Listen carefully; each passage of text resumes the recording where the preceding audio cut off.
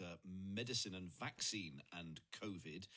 In particular, the first one that we were talking about, the first one to show a success out of trials, the so-called BioNTech Pfizer vaccine. Now, the European Union's medicine regulator, the EMA, is expected to give approval today to the use of the vaccine. You might be thinking, isn't that already being used? Yep, but only in the UK, and it's being rolled out in the US as well.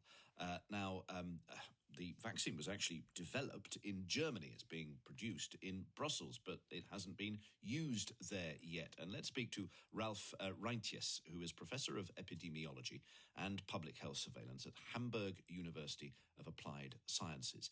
Now, one thing, Professor, if you could explain to us, I mean, the EU did not go along the route that the UK did of emergency, basically the emergency route, to give it fast-tracked approval. It has waited.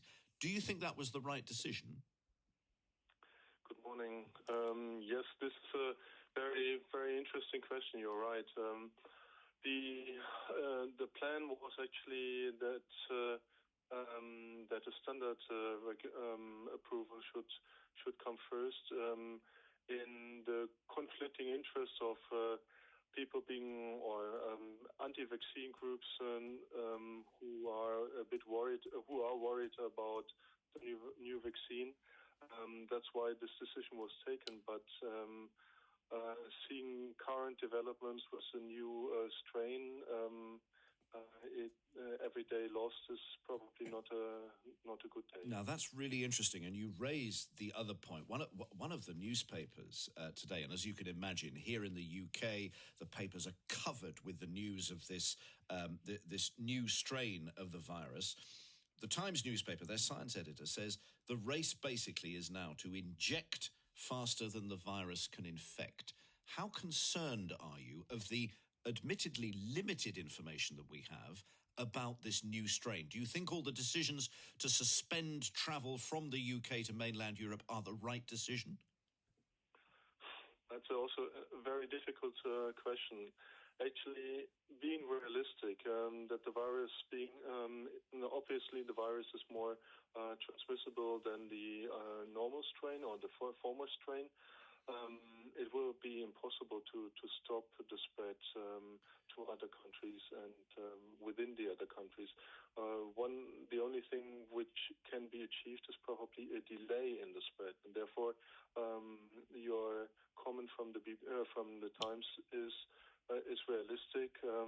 We might win a little bit of time in the race of vaccinating first before people get infected. But that's the most. Now, in terms of the approval for European use of the BioNTech Pfizer vaccine, do we know how quickly it can be rolled out? You're saying time is of the essence. It's best to start as soon as possible. Is there enough of it?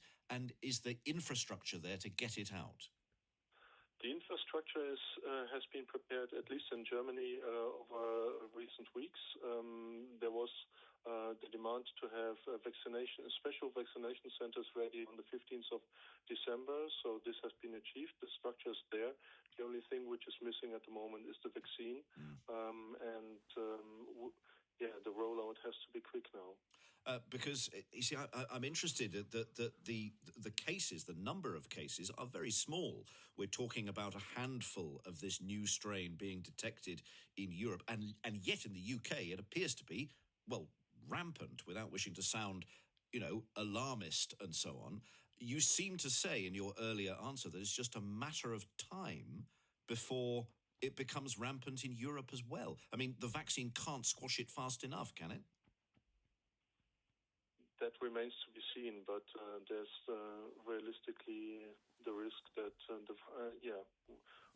that the virus might be very fast in spreading. And is there any information that we have about whether the vaccine is equally or less effective on this new strain at all? The information we have is that there's no evidence that it should be less effective, but I think it's very early days in the research around that. Yeah, so in effect, we wouldn't have seen that yet. There hasn't been time for that because there isn't enough of the virus and enough of the vaccine out there. So we just have to hope But you're thinking scientists say on the balance of probability there's no evidence, so we're hoping that that's not the case. Right.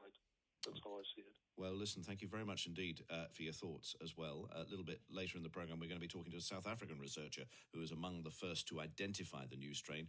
That was Ralph Reintjes, Professor of Epidemiology and Public Health Surveillance at Hamburg University of Applied Sciences.